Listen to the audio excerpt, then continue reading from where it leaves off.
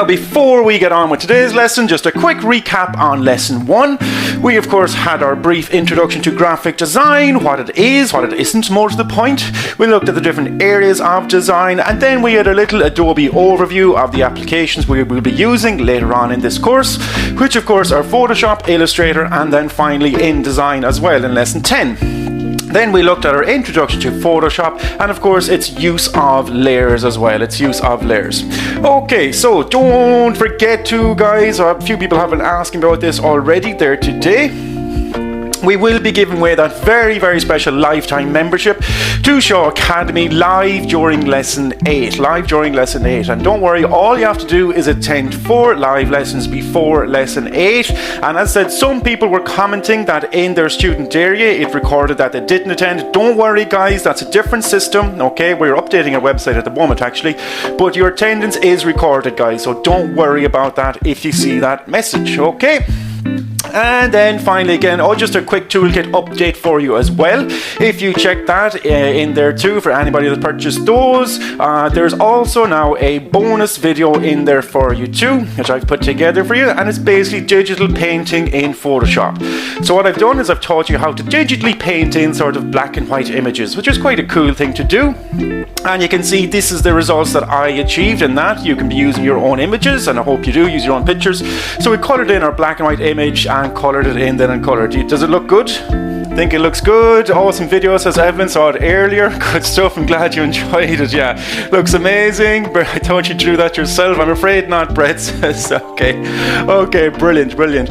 John is asking, can I buy the toolkit next week? Of course, John, you can buy it whenever you like. It's there throughout the duration of the course, and of course they're there for you then forever as well, John. Okay, so you can get them whenever you like as well. All right, but I do encourage you to get them sooner than later, because the notes will help you as we progress through the lessons. Now, okie dokie. So lesson 2. Now the purpose of today's lesson is to introduce you to the elements and principles of design. Now these are at the core of any type of design you do. And once you're familiar and aware of these and understand how to apply them to your own work, you will become a better designer.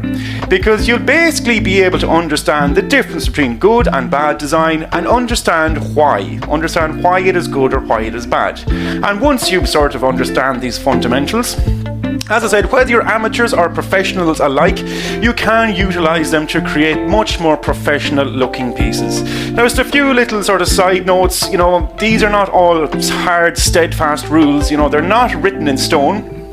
But, and of course rules are made to be broken. But we need to know what these rules are first as well, okay? Okay, so like I said, and we will be examining them in further detail as we progress through the course, and of course in much more detail in our advanced lessons also. Now, some of the aspects may seem a little bit trivial as we progress through today's lesson, but trust me, you just don't want to be taking them for granted. And like I said, once you become familiar with them and learn how to use them, it will help you to emphasize your designs and emphasize, of course, the message that you're sending in your designs. So this is what we're going to go through today, everybody. This is what you will be learning today. Are we using Photoshop today? June Davis is asking. Not today, June, but in lesson 3 and lesson 4, we will be examining Photoshop, okay? Now, so lesson 2. So like I said, understanding graphic design elements and principles. So line, shape, color, texture, mass, and space. Our principles then are alignment, balance, contrast, proximity, and repetition. We'll also have a little look at color theory. We'll be doing a lot more on color theory as we progress through the course as well. And then finally, we're going to learn how to apply these to your own designs as well. So just a quick one for you out there now too. Many people are familiar already with our graphic design elements and principles. Just give us a quick yes or no if you're already familiar with them. Just out of curiosity for myself. Philip says yes. Okay, a few yeses, but the majority of no's are sort of vaguely. Okay. Well, like I said, guys, we'll go through them now in detail today. Our elements. Okay, in graphic design, there are key elements that enable us to communicate our message clearly. Okay. I think of them as ingredients, okay? These are the ingredients. When we talk about our principles, then this is like the recipe. So our elements are what we use as well. So we're going to go through them in detail now, one by one. We'll probably spend more time today on our elements. We'll quickly go through our principles then at the end of the class, because we will be coming back to our principles in a little bit more detail in future lessons too. So I'll just introduce them to you today. And as said, we will be re-examining them as we progress through the course. As you can see there, a little disclaimer. There have been some disagreements about the exact number of elements, but to be honest, I think these are the main conceptual ones that we need to worry about for now, okay? So we'll go through line first. Hopefully we all know what a line is, of course, but we need to understand what they represent also as well. So obviously it's one of the most important elements in design because it defines a subject's shape. But have you ever stopped to think about what it actually represents, or even the mood associated with the particular type of line? I mean, of course they can be thick or thin, they can be smooth or jagged, they can go in every direction. And of course, finally then, a very important point to remember is that lines can be either literal or implied. So it doesn't need to be, a solid line. We can also imply lines with our design as well, okay? So we're going to look first at our line types. So we have 4 basic types of line that we use as designers, and there are several different types of lines defined by their use. First of all, we have contour lines, and anybody that's ever looked at a map or something like that will understand what contour lines are. And these are used to define edges. They create boundaries around or inside an object. And most lines you encounter in design generally tend to be contour lines. When we talk about dividing lines then, dividing lines, these also define edges, but they divide lines by space. They're not solid lines, they actually use space to divide elements, and these are what we call dividing lines. Just like you can see on the screens in front of you would be, for example, the empty space between paragraphs of text, okay? Finally then, thirdly then, is our decoration lines. Actually, does anybody know what this type of decoration line is? Anybody, any idea what that you see on the screens in front of you? Hatching, Susan Philip is very quick through there. Yeah, it is indeed. This is cross-hatching or hatching. So this is an example of using decoration lines, basically to add shading or form to an object. Okay. Finally then, gesture lines. These are generally sort of quick or rough continuous lines used to capture sort of form and movement. You see them used a lot in things like cartoons and those that side of design as well. But like I said, generally quick lines, gesture lines, just to give a sense of movement to your designs as well. We don't generally tend to use them too often, but just to make you aware of them. Okay, so these are our line types. So, the next thing then is our line meanings, because there are lots of ways to describe a given line and each one has its own characteristic as well. So we need to understand as designers, what do these characteristics mean and what do they communicate? So let's take a look. The first one we look at are thin lines. Pretty straightforward. Mubasser is just asking you a quick question there. What is lorem ipsum? Oh, you would have seen it on my previous slide there. Lorem ipsum is basically what we call dummy text. It's basically Latin-based text that designers sometimes use when they're designing if they don't have the original text to hand. So they're just basically, because it looks the same as regular text. It is basically dummy filler text that we use as designers, okay, before we replace it with the correct content. Okay, just for anybody wondering about that. So, moving on, thin lines then. I love using thin lines in design, by the way, guys, one of my favorites. Because thin lines, obviously, they're fragile, okay? So they appear easy to break or to knock over. But I also think they have a very elegant quality to them, okay? They give that sense of elegance to your designs also. I mean, you can see from the example of the logo in front of you there. Would you agree that if this logo was in very heavy, dense lines, it definitely wouldn't have this sense of elegance about it? Would you agree with that? Everyone agree with that? Yeah. So like I said, they are thin, they are fragile, they appear easy to break, and they're quite frail, but they do have that sense of elegance as well that I really like using in design. On the opposite end of the spectrum then, we have our thick lines. These obviously appear much more difficult to break. They suggest strength and they give emphasis to elements also. They also make a bold statement. Now this is another example of a logo using quite thick designs now too this time, okay, just to reinforce that sort of structural element to the design also. So as I said, they really give that emphasis to it, and they're quite bold obviously by their nature too. Horizontal lines then, These are obviously parallel to the horizon, hence the name. But if you look at them, they look like they're lying down, or they're at rest, or they're asleep. And because of this, then, they suggest a sort of a calmness and a quietness about them, because they can't fall over either. They're also used, of course, to accentuate width, but they're very stable and they're very secure.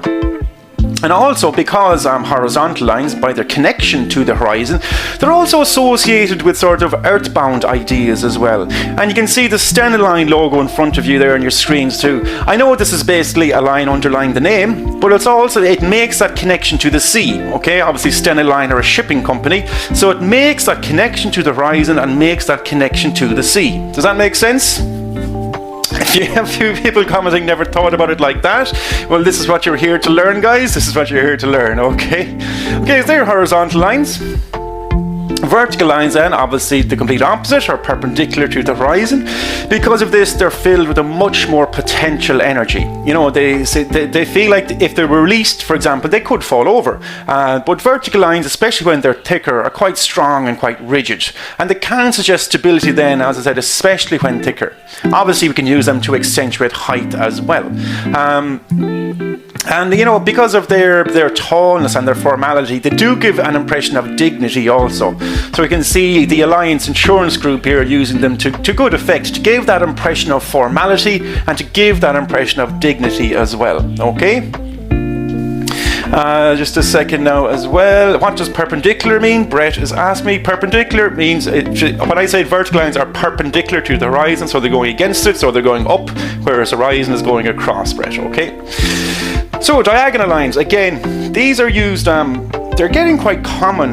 The diagonal lines and triangles, I'm actually noticing myself, are becoming sort of quite trendy in design at the moment too. As I said, design does go through trends. But diagonal lines are unbalanced, okay? They're filled with an uncontrolled energy, alright? Because they can appear to be either rising or falling, and they convey that sense of action, that sense of motion. They have a kinetic energy associated with them, and they create tension and excitement. So for example, if I was to ask you there, do you think these lines are rising or falling? Okay, give me a rising or falling. We'll sort out the optimist from the pessimist I get on this lesson. Okay, most people saying rising, good, that's good. Okay, a few falling, okay, but most people saying rising. As you can see, Adidas, the sporting brand, obviously use them to great effect here, because they're obviously a sporting brand, and it creates that sense of movement and that sense of excitement as well. Okay, so would you agree with that? You can see how they're using them to very, very good effect. Okay, yeah, indeed. Okay, guys, just quickly now, one quick sound check. I just heard they're having some audio issues, so just give me a quick yes or no if the sound is okay for you. Sorry about this now, guys. Just some gremlins this evening over here in Dublin. All good. Okay, that's great, guys. Okay, so moving on then. Curved lines then are often, these are obviously softer than straight lines because they sweep and they turn gracefully between endpoints. And they're less definite and they're less predictable than straight lines. But they're often used then obviously to express sort of fluid movement as well. And they can bend, they can change direction.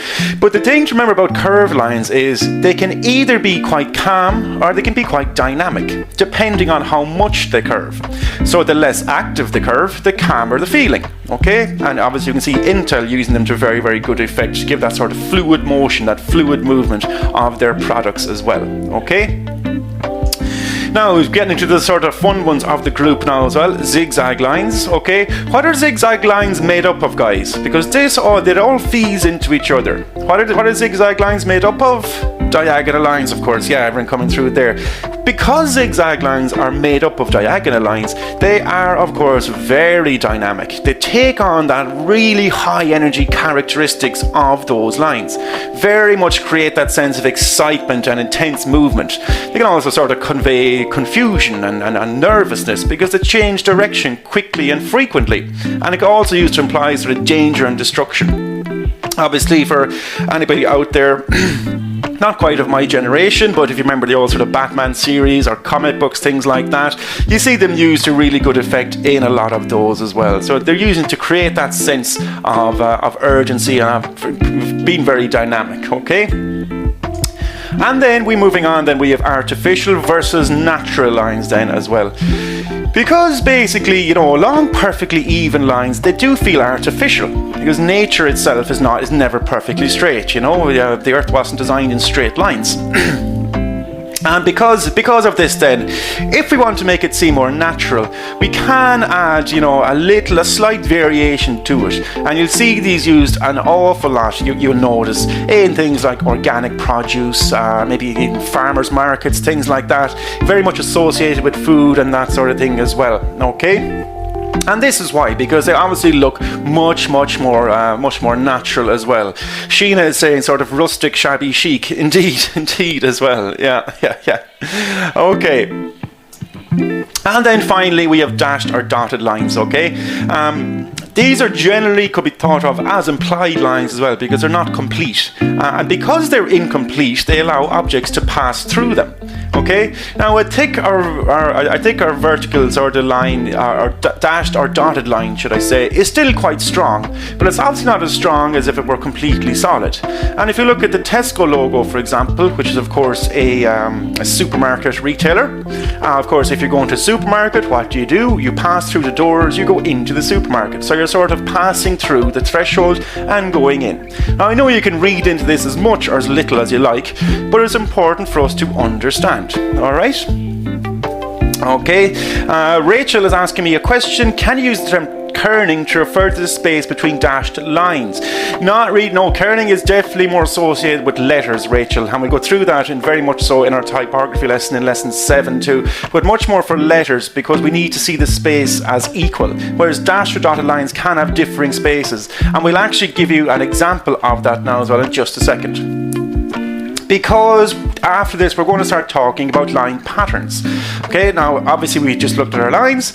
What do you get when you form a series of lines? You get a patterns, and even patterns can have their own individual meanings as well. Okay, and it's important for us to understand these.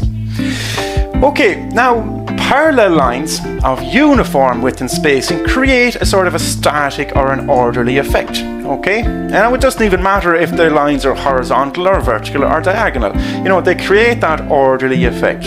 And even if we look at an example of sort of curved lines even, now they're still sort of, these are still lines of parallel width and spacing, but it definitely gives a sense of movement. Would you agree with that in this umbrella logo? You can get that sense of movement from the logo just by stacking them together, okay? Now these are quite orderly, okay, because they're uniform. But what happens when you start mixing them up, okay? Maybe by varying the spacing between lines. Even varying the spacing between lines of equal thickness can convey that sense of motion as well, as you can see here in the parallel example. But on the other hand then, if you really want to go nuts altogether, and if you want to even vary both the thicknesses and of course the spacing, then you get a really chaotic, disorderly effect. Lots of people who's there, Clive, would say much more tension. You get a barcode, you get a barcode as well. Okay, brilliant.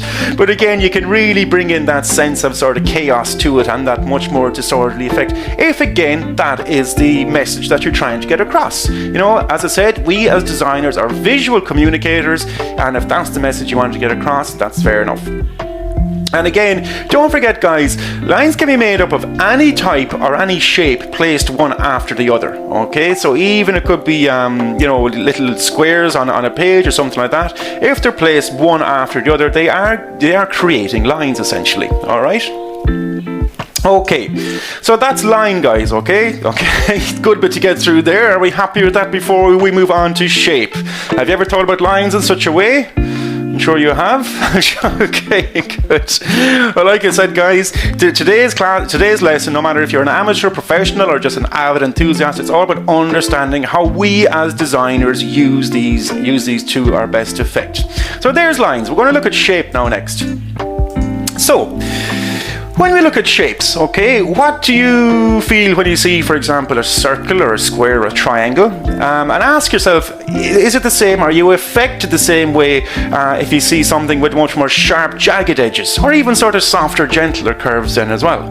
Because just like lines have meanings, shapes also have meanings. And these are a very important building block on the visual grammar and the visual thinking we have at our disposals. I remember saying to you in lesson 1 that I'll teach you how to think visually, and once you understand these, you will understand how to do that, and it's a skill that you will learn. Okay?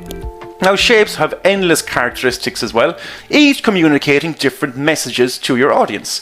And even if it's just paragraphs of text on a page, you're still creating shapes. You're creating maybe squares or rectangles just with text, okay? So no matter what we're designing, we are basically creating shapes. So we need to ask ourselves, what shapes do we have at our disposal? What do these say to our viewers? And how they can enhance or detract from the concept that you actually want to convey as well. So the basic shape types. Just like we have line types, we also have shape types. And again, if you refer to your toolkits, guys, there's much more explanations given in those as well, okay? So have a look at those in your notes, and there's more explanations of these also in there. But geometric shapes are the first, then we have natural or organic shapes, and then finally we have what we call abstract shapes. So geometric shapes, these are simple. These are what everybody thinks of as shapes. They're circles, they're squares, they're triangles, whatever you like, because they're easily recognizable. And because they're sort of recognizable and they're quite regular, they suggest organization, they suggest structure. Generally too, geometric shapes will tend to be symmetrical, okay? This again suggests further order, okay? On the other end of the spectrum then, we have natural or organic shapes. These are irregular. Generally they will be asymmetrical, they won't be symmetrical, because they generally have more curves, they're more uneven. But we as humans tend to find these shapes a little bit more pleasing, a little bit more comforting, okay? Obviously they're representative of nature as well, and they're quite organic, okay? And even if you want to get organic shapes into design, for example, photographs would be examples of organic shapes, okay? So that is how we can get those type of shapes into design as well. Abstract shapes then, quite fun. These, of course, have a recognizable form, but they're not real. These are basically stylized or simplified versions. Can you give me a few examples of abstract shapes that you see? Everybody's using them day to day. Can I give you a few examples? Symbols, there's Nikki Hayes. Yeah, okay, icons as well, of course, yeah. Disabled signs there, emoticons, the Apple logo, of course, there's loads of them. And because of this, guys, they're universal. Most of them are universally recognized. So we can use these in design as well, and they're quite handy to use if you're maybe working across different cultures and things like that. Okay, so abstract shapes, we can use them to good effect in our designs also. So the first thing we'll look at then is circles. Obviously these have no beginning or end. They represent a sort of an eternal whole. Very much associated with femininity as well, by the way. But because they're well-rounded, they're complete, they have movement, of course, as well, so they can roll. Okay, and they're actually a little bit less common in design, so they do attract attention and they can sort of provide emphasis and of course set things apart. As you can see, as I just mentioned there, they can roll, and here we can see examples of using gesture lines to add that sense of movement to the circle. Okay. But as I said, they do offer sort of safety and a sort of connection, because they can either sort of protect and restrict what's within them, or they can also keep things out as well, okay?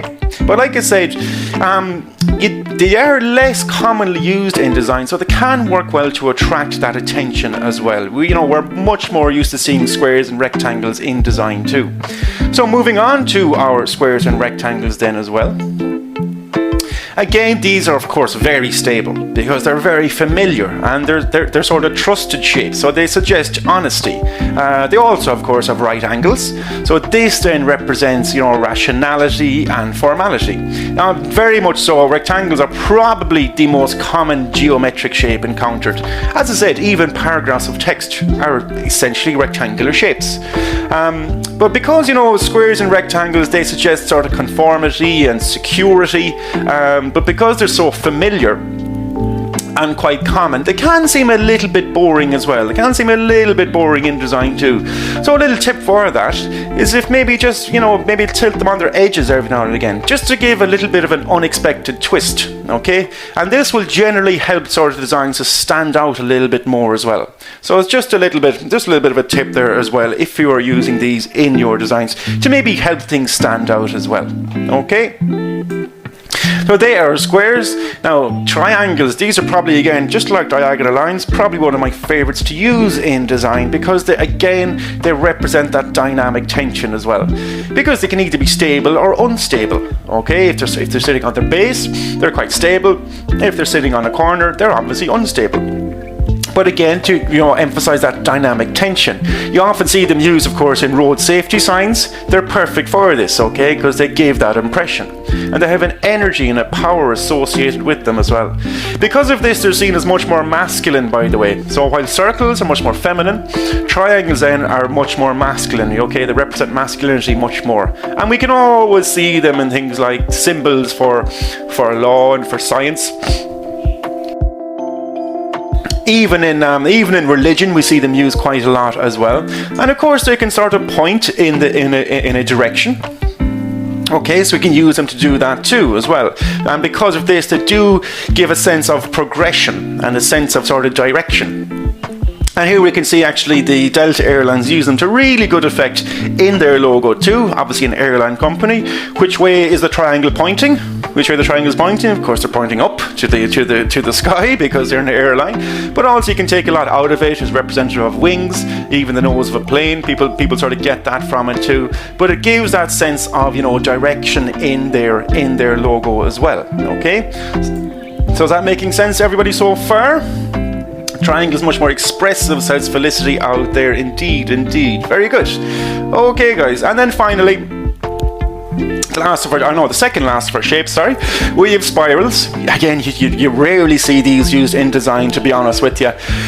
But they're very much expressions of creativity. And we see them associated much more in sort of natural growth patterns. And we see them as a process of evolution, okay? Because they give a sense of of birth, of death, of transformation, and even a sort of cycles of time as well.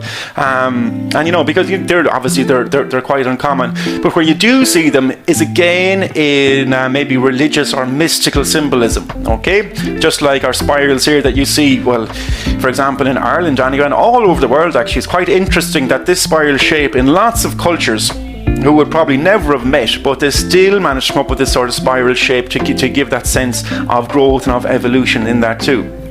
Alright, our Doctor Who says Michael Bittner out there as well. Brilliant. Iman is saying we see them in visual tricks also, and just like hypnosis as well. Indeed.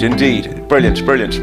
Okay, so just a quick one for you too, quite interesting, is that clockwise spirals are said to represent the projection of an intention. So if you intend to do something, or you have a project or a company, and you want to represent a projection of an intention, you can use sort of clockwise spirals.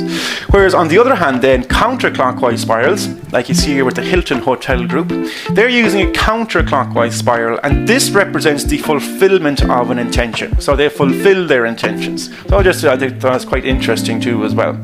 Okay, and then finally a quick one then, just crosses. Of course, we're all familiar with these, very much of course symbolizing spirituality and healing. They're seen as sort of a divine meeting place, I guess, but they can again suggest sort of transition. They suggest sort of balance and faith as well. Okay, so like I said, we see them used a lot. But even in Windows, I probably should have updated this to Windows 10 by now. But even Windows 8 there, for example, while there are 4 squares there, in the negative space, there's also a cross. Okay, so it's a meeting place of all of their products, basically. All right. Now that's negative space. Negative space is something, by the way, it's one of my passions in design and graphic design. It's a whole subject in itself, nearly. And again, that is actually something we look at in much more detail in our advanced course also. But we'll be looking a little bit at negative space in our logo design lesson next week too, guys. Okay, so very much looking forward to that. So guys, they are our shapes. Okay, we had circles, squares, triangles, spirals, and crosses. Okay, so everyone happy with that to move on? Again, just like lines, understanding your shapes is very, very important, all right? Okay, brilliant. So, colour now. Now, here we go. Colour is a big one. Colour is probably the most powerful tool that a designer can use. And we need to understand how colour affects us in communicating messages effectively. Because I keep going back to it, guys, graphic designers are visual communicators. But there's a few things to remember about colour. The first thing is colour is relative. So what you see and what I see may be slightly different versions of the same colour. So while we have 3 different reds there, I might even have just 1 red there, but we each see slightly different variations of it. When I talk about the absence of colour then, this is what I mean. Good design should work in the absence of colour, okay? So if you look at the Apple logo there, for example, even when you take all the colours away, even in a straight monochromatic scheme there, even the straight black one, the design still works. It's not using colour to enhance the design. It's not using colour. Colour hasn't become the design. Whereas if you look at the enhance graphic there, this is what the designer has done here. They have used colour to enhance the design, okay, and it's sort of become the design. Whereas when you take the colour away, it's just a basic shape, okay. So this is what I mean. You shouldn't use colour. Colour shouldn't become the design. It should enhance it, okay, but it shouldn't become it. Okay, does that make sense? Before I move on, because that's very, very important, and it's a trap that a lot of designers fall into. A lot of amateur designers fall into. And as I said, guys, you know, colour is. Different people will read colours in different ways. As a designer, this is a quote from clients that I get quite a lot. I don't know if you guys are familiar with this, but I get lots of things like, I really like the colour, but can you change it? Okay, and that's because people will have different perceptions of colour as well. Alright, so just be aware of that, and you know, your patience will be tested. But we use colour in design with contrast, and I will be speaking a lot about contrast in the coming lessons too, because we need to create good contrast in design as well, to make things stand out, obviously even to make things like text, make it legible also as well.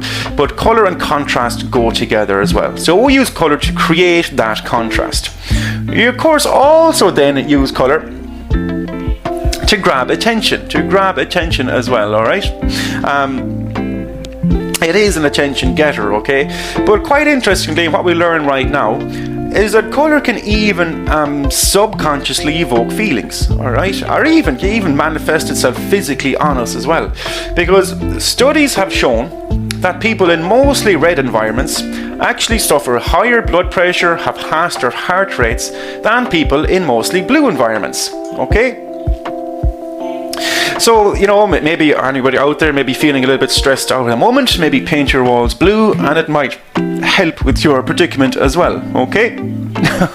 So does that make sense so far, yeah? It does, okay, brilliant. So we're going to examine this now. It's a fascinating subject, how colour can, I said, even evoke subconscious feelings, and even red is said to stimulate hunger and thirst as well. This is why you see it used a lot in sort of fast food chains and things like that also. But as I said, colour is one of the most important parts of your design, and it shouldn't be an afterthought, okay? Because it helps to give that sense of information too as well, alright? And yeah, like I said there, you'll often find people saying, you know, they look at your designs and they'll base it upon the colour, and they are making up their mind whether they like it or not as well. But they won't be able to tell you why they like it or they don't like it. So it's up to us as designers to sort of guide them and to explain to them why we use certain colours in the way we do. So we'll see what colour has to say about this now in a second as well. So actually what I'm going to do, I'm going to ask you guys out there now, don't answer me straight away, do not answer me in the question boxes right now, but I'm going to ask you to think of a brand that's, say, I'm going to pick a colour there, say use the colour green, okay? Actually no, I'm going to go orange because it's nice and bright. Think of a brand that uses the colour orange a lot. Okay, now don't answer me right now, we'll get to it in a few minutes and we'll see then if it represents that brand well. Okay, so just store that in your heads for a few minutes. So we're going to continue now by looking at colours and their treatments in design and explain the colour basics. So how does it work, how do we use it, and how does it even affect our mood? But we as designers, we need to understand the physical colour theory as well. We need to understand how colour actually works. Alright, so we're going to look at that now first as well, and then we'll go on to the more psychological colour theory about what emotions do our colours convey, the mood it conveys, and how we can use this to our advantage. Well, the first things first, I'm going to explain how colour actually works. So, colour obviously exists all around us. So, physical objects, when struck by light, they will reflect back wavelengths of light to our eyes. So, if we have an apple on the table in front of us, a red apple, red is the only colour reflected back towards us. So it's absorbing all of those wavelengths of light except for red. And that is why we perceive this apple as being red. Which is quite interesting because, as I said, it's absorbing all the light except for red, and that's what's bouncing back to our eyes, okay? But the one idea about this, in this regard, it depends on one important idea, that wavelengths of light are subtracted as they're reflected back off an object. Now, when we're using computer screens as designers, we are using what we call additive colour. So this is reflective colour, it's reflecting back off physical objects. But on the screen, we're using additive colour. And monitors display colour in a much different way because they have to generate their own light. Okay, because they must generate their own light, they must generate their own colour as well. So this is what happens. So for example, if I want to get the colour purple on a screen, the pixels will light up the blue and the red pixels. So the red and blue pixels will light up, giving me the colour purple. Okay, and this is what we call additive colour. We are adding light to create that colour. Okay, so just quickly before we move on now, does that make sense to people? Okay, because I do get a lot of confusion about that too. So quickly, that makes sense, yeah? Okay, good, excellent, guys. So look at this, guys, our colour wheel. Anybody know who invented the colour wheel? Anybody know where it came from? People must remember this from back in their school days when we had no idea. Actually, oh, very good. Who is that? That is Mary out there, Newton, and Kelly was very quick there as well. It was indeed Isaac Newton. Now, the colour wheel is basically, it's a visual tool that we use as designers, and we apply it to colour theory. As I said, it was actually Isaac Newton, that came up with it. Way back in I think it was around 1666 or thereabouts. And what he did was he arranged red, orange, yellow, blue, green, blue, indigo and violet into a natural progression on a disc. And when he spanned the disc, if you spin the disc at the correct rate, then all of the colours will blur together so rapidly that we will actually see white. So he actually broke it down. He broke the whole lot down. So on our colour wheel, we have, of course, our three primary colours, which are red, yellow and blue. Okay, when we mix these colours together, then we get our secondary colours. Okay, and then again, when we mix these together again, we get our tertiary colours. All right. So that's how we get our tertiary colours. And again, when we talk about complementary colours, we're going to talk about now in a second. Complementary colours are sometimes called contrasting colours, or any two colours which are directly opposite each other on the colour wheel. So for example, we would have our violet red and our yellow green there. These will be complementary colours. So we're going to look at those now next, and why they are so important in design. But before that, I'm going to try a little experiment. I'm going to try an experiment to see if this works. I hope it does. I'm going to ask you to look at the red rectangle for a few seconds. Now, don't burn out your retinas or anything, but I'm going to ask you to look at the rectangle on your screens, focus on the red rectangle. I'm then going to turn off the red rectangle, and I want you to keep looking at the screens, and I want you to remember what colour you see once I turn off the red rectangle. So I'm going to take a quick sip of water while you're doing that, and just want you to remember what you see afterwards, okay?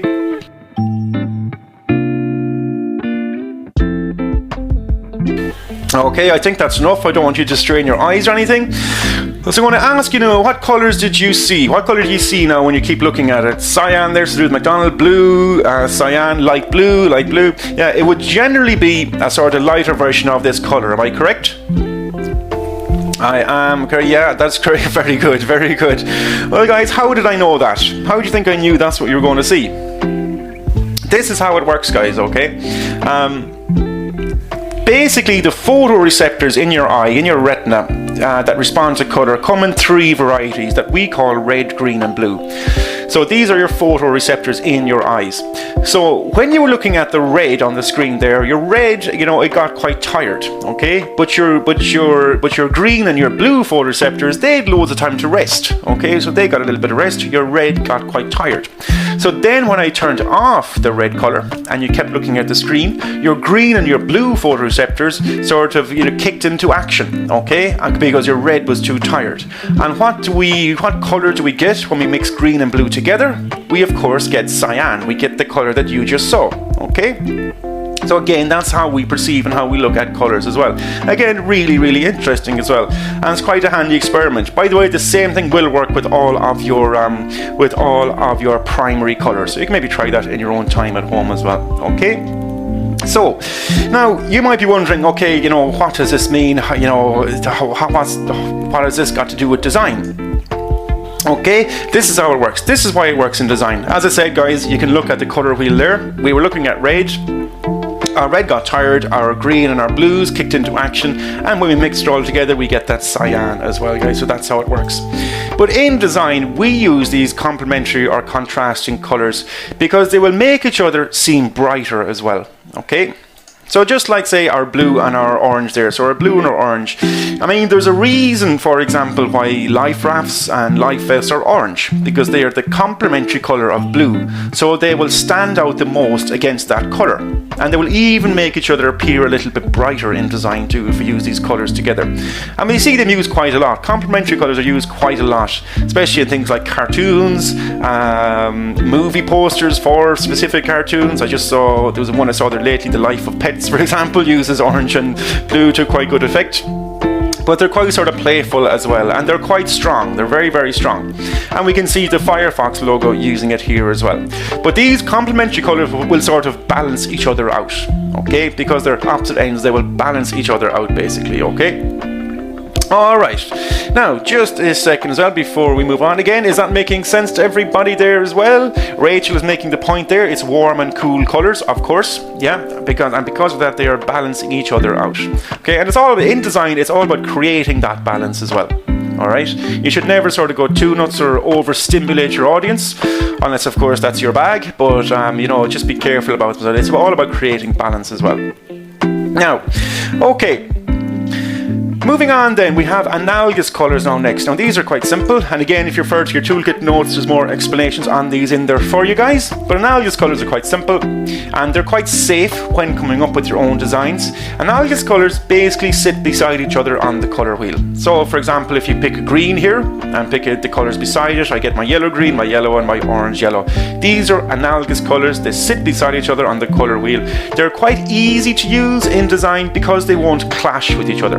Okay, so if you're starting out and you're a bit unsure, it's a good idea to maybe start with these sort of analogous colours. They won't clash together too much anyway, to great effect as well. Okay, so these are analogous colours. Finally then we have what we call rectangular colour schemes. Now these are a little bit more complex, okay? Rectangular colour schemes, they're very hard to work with because unfortunately your design can end up looking a bit like a rainbow, and if that's what you want, that's fair enough. That's why NBC used them here to very good effect. But basically, to get a rectangular colour scheme, all you're doing is basically drawing the rectangular square over your colour wheel, and where the 4 points, each point will represent a colour basically. So that's where you come up with these colour schemes. But again, just be careful if this is something that you're working with, because it can look a little bit intense, or like I said, look a little bit like a rainbow as well, guys, okay? Lucy's asked me, is there a special name in graphic design for white and black colours? Yeah, you're right, Lucy, you've just answered your own question. These are what we call colour neutrals, okay? So we're focusing on our basic colour wheel, but for like our blacks, our greys, our browns, our, you know, beiges, these are what we call colour neutrals, okay? But we are concentrating on the basic ones for today's class as well, guys, okay? So, getting down now to this psychological colour theory. As I said, colour is an important tool for non-verbal communication. So we're going to go through now what people naturally think of when they see different colours, and the emotions and the feelings associated with them. First of all, we have our warm colours. Now, these will sort of pull forward in a design, alright? They will sort of push forward in your design. We have red, orange and yellow. When we think of red, what do we think of? We think of energy, of power, and of passion, even of course of love as well. When we think of orange then, we have sort of happiness, enthusiasm, attraction.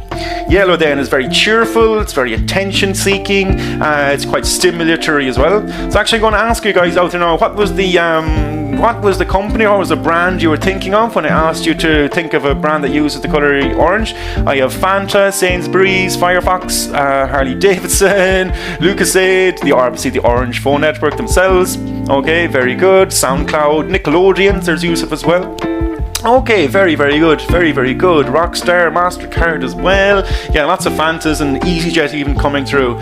Well, guys, would you agree then? I mean, when we think of orange, we think of happiness, we think of enthusiasm, we think of attraction. Do you think that suits those particular brands who would give that sense of sort of fun, of playfulness, you know? And like orange is quite interesting because you obviously get orange from red and yellow. So even when we mix red and yellow together to create orange will take on the properties of those colours. So when we get orange, we end up with sort of happiness, enthusiasm, but this comes from red and yellow, which are like energetic, quite cheerful, quite playful. So they will, once you mix colours together, they will actually take on some of the properties of their initial colours. Okay, so quite interesting one to remember too when you're designing. Finally then we have our cool colours. These will sort of push backward in a design as well. They sort of recede into the background a little bit more. We have our green, our blue and our purple. So green is obviously quite refreshing. It's quite a fresh colour. Also very much associated with prestige. I guess it's the colour of money, I guess too. But can be quite cooling and quite calming. When we think of blue then, blue is by far, by the way guys, male and female's favourite colour is by far blue. But it differs then after that too, okay? But blue is by far male and female's. It's been proven that it's their favourite colour. So blue is quite reliable, it's quite trustworthy, it's quite dependable. And purple then on the other hand, very much associated, actually Shanae is just making a comment there in the question box, is spirituality, ceremony. Christopher's asking, is this live? It is, Christopher, I can see you out there, Christopher L, so yes it is indeed, I can see you. Purple then, very much associated with spirituality, with royalty, with ceremony, basically because of course purple was a very expensive colour to create. The actual dye itself was extremely expensive to purchase. So back in the good old days, it was only the more affluent people could afford it, like our royalty and our spiritual guys as well, I guess, of course, too, you know. Okay, so just a second now as well. So that is that, yeah. So that's, we've covered colour, and like I said, guys, we will be going back over this in future lessons too. So I'm just glancing over it for today. But again, as I said, colour very much one of the most important elements. Now we're going to quickly cycle through the rest of them, but the main ones were our line shape and our colour. So we'll quickly go through the rest now in just a couple of minutes and go on then with the Q&A in a second too, because we will be revisiting these as we progress through the course also. I just want to make you aware of these before we continue on. So another element then is texture. This is pretty straightforward, guys. Everyone knows what texture is. It simply refers to the characteristics of a surface, and it can be tactile as well as visual. So obviously on the screen we're seeing it, but we can of course hold texture in our hands too for print and things like that. And it really adds a sort of an emotional sort of real life response as well. Okay, and we can use texture to quite good effect in our designs. You need to be careful doing it though. So, for example, when we use texture, we generally want it to be related to the content in which it's inserted. So it'll either maybe complement or strengthen something. So for example, if we look at the good old Apple icons here, sort of more old school Apple icons, these are without texture. So if I look at them now with texture, which ones do you prefer? Do you prefer the sort of, I'm going to call it left or right, so left for non-texture, right for texture. Everybody coming through there with right, yeah, a few people coming through left, obviously more sort of flat design enthusiasts. But guys, you know, textures create very much a more three-dimensional appearance, of course, as well, and it helps to build a more immersive world. It tends to draw you in. But it's essentially a secondary element that sort of reinforces the visual concept of your designs as well. So just like we see there, we have a sort of a glass texture on the compass, we have a sort of a torn paper on our notepad there, you know, we have our metal elements there too as well. So it sort of reinforces the message, okay? But very simple to use as well, guys, so just to make you aware of that. So that is texture. Moving on then, we have mass. Mass is an interesting one too. Mass basically equals size. It's the physical mass or size of the actual dimensions of the piece. Okay, but it not just equates to the actual size of the piece, but also of the elements within that piece too. So our text, our images will also have a mass within that. Okay, so for example, if you had a physically small brochure, it can have a great deal of mass through the use of quite heavy text and heavy graphic elements. Whereas if you had a physically large brochure, it can actually appear smaller and lighter by using maybe text and graphics much more sparingly. Again, I give the example on the screens in front of you. If you had a photo, for example, say it was the same size photo, it can appear either larger or smaller depending on the physical size of the piece of paper. Okay? And a good example of this is what I mean by this, by the way. So this is essentially mass and effect, mass and action. I mean, do you think, which side do you think is using mass to better effect here?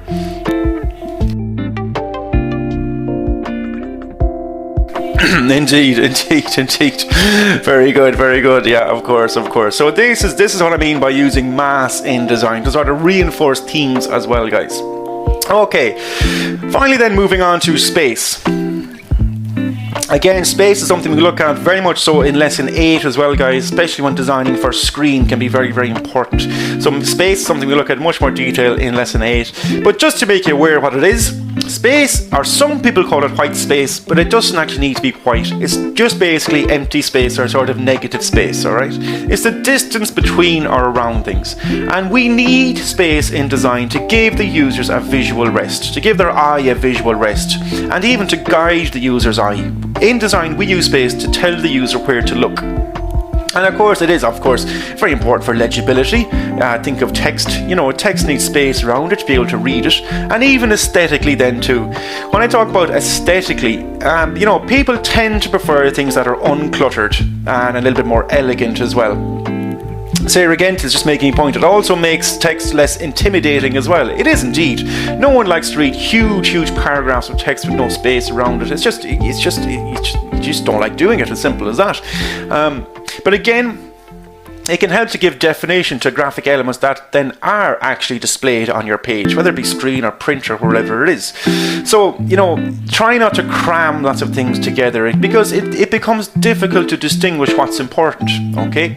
And again, it's all about messaging. If we're asking the users to do too much work, they will be turned off it by as well. Now again, there will be some exceptions to this rule. You will see some sort of cluttered designs that are designed for that reason. Maybe they want to give a sense of sort of chaos or something like that. So there will be exceptions as well.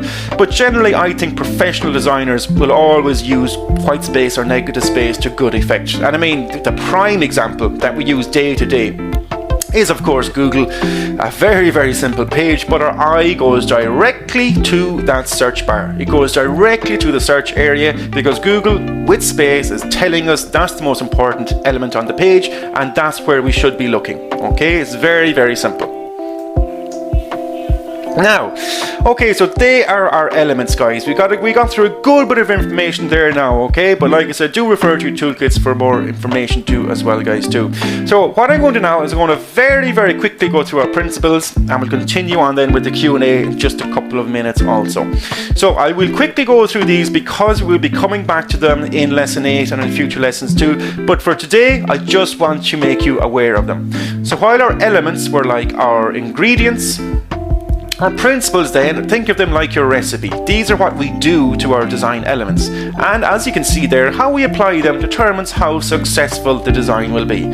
So we'll quickly go through now alignment, balance, contrast, proximity, and repetition as well. Okay? Okay, now alignment. Everybody knows what alignment is. If you've used a word processor or anything, you know what alignment is.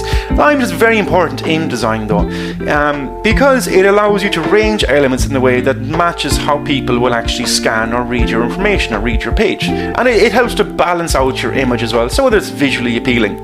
But I just want to make you aware, we do have sort of two types of alignment. We have either edge or center. So edge alignment will sort of naturally position elements against a margin that matches up to their edges. And this is probably the most common technique. It's very much so the most common alignment. But you also have then center alignment too. But even if by the way, we can have center alignment even on a diagonal line, for example. We can still align things centrally even if the line is going diagonally as well, okay? But again, alignment is very, very important, and it should nearly go unnoticed by the user or by the viewer as well. But it is very, very important, and it is something we'll be looking at now later on in this series too. Now, I'll see with our text alignments then, okay, we have center, left, right, and justified. Just a very quick note on these, and I do go into more detail in your notes as well, guys. But I just want to make you aware, centered alignment is what a lot of amateur designers will go to straight away. Do try to avoid center alignment, especially for large paragraphs of text. They're quite weak because our eye has no natural border to follow. It's constantly moving, okay? It's constantly moving, and hence we get quite tired looking at it. So a left alignment is generally the safest, the strongest alignment to use. Right alignment, I know in different cultures, this will change slightly too, okay? So for my friends out in maybe the Far East or in the Saudi regions, areas like that, I know there is differences here. There is culture differences. But left alignment is probably strongest. Right alignment, again, can be interesting to use because it's quite rare in most cultures. Then finally we have justified alignments. These can be tricky because you can get sort of large swaths of space between your letters too as well, guys. So just to be aware of that, okay? And again, a quick one to remember, guys, don't ever try to stretch out your fonts. I see some amateur designers always doing this. Trust me, it just looks amateur, it's not professional, so don't try and stretch things to fit, okay? We'll be talking about this in further detail in our typography lessons as well, guys, so don't worry about that. But you know, please don't fall into that trap as well, okay? Now, balance then, this again is pretty straightforward. It's simply the weight distributed in the design by the placement of your elements. And again, it provides stability, it provides structure as well. And in balance, we're adjusting what I call the visual weight of each element in terms of scale, of colour and of contrast. So if you've got quite a heavy element in maybe one corner of your page, you might want to balance it out with maybe lighter, larger elements to create that sense of balance. But again, it can be tricky depending on whether it's symmetrical or asymmetrical. So when it's asymmetrical then, the balance occurs when we describe the visual weight of the elements. So for example, we might have smaller, darker elements balanced out with larger, lighter ones. Okay, you're sort of playing visual games here to achieve that sense of balance and to get that sense of contrast as well in your page. Alright? Okay, so that's balance, pretty straightforward. Contrast then, again, we will be talking a lot about this later on. We all know what contrast is. It is simply the juxtaposition of opposing elements. Now these could be colours, it could be values, it could even be direction. But contrast allows us to emphasize or highlight key areas in your design, because without it, it basically looks boring. Your designs will look uninteresting. But again, we are telling the user where to look. So for example, where do you look at first there on your screens now? Which circle is the most important circle on that screen right now? Of course, because I am basically telling you that the black circle second from the left there is the most important element on that screen, okay? And I, as a designer, am telling you that, okay? Simply just with contrast. But we can use it in lots of other ways too. We can use it in sizing, in value, in quantity, even in weight with our fonts, for example, or typefaces. We can use contrast in placement, like you can see there on the example, and even with texture. We can create lots of contrast with texture as well. But so there is lots of different ways to use contrast in design too. And it's a very, very important principle. Probably one of the main principles in design is that use of contrast as well. And before we finish now, we have proximity. This is exactly what it sounds like. It's simply the process of ensuring that related elements are somehow grouped together. Now, if they're close in proximity, it'll indicate that they're connected, or they've got some sort of relationship at least. It could be, for example, on a poster, it could be the time and date of a function or something like that, or it could be, a price or something like that. You'll want to, have these connected in some way. So they can either be literally beside each other, or you can also connect them with maybe color or positioning or something like that as well, guys. So proximity basically creates relationships between the elements, okay? As I said, it doesn't necessarily mean that they have to be placed right beside each other, but they should be connected in some visual way as well, okay? And then finally, guys, before we finish up now, we have, of course, repetition. Repetition, the final of our principles, this simply strengthens our design by tying together all of the individual elements. It creates consistency within your design as well. Can you see how I've used repetition in my presentation tonight, for example? How did I use it? Of course, everyone can see there, yeah, with my little teardrop icons there. Do you agree that there was a sense of repetition throughout the presentation tonight by using those? Indeed, indeed. Okay, great. Well, this is it in action, guys. This is what I mean. Okay, so we'll go down now with the Q&A in just a second. But before we do that, we're going to understand how to put it all together. So let's have a look. Let's have a look, because this is what I want. The main things I want you to take out of today's lesson is how to put all of these together as well.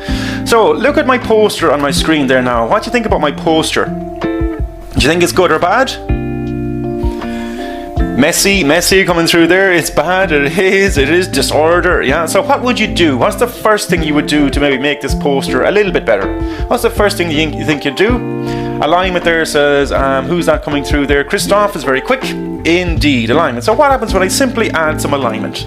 Okay, so I've aligned my elements a little bit better now. Now I am using a few different alignments, by the way. You can see on your screens in front of you there. But is that a little bit better?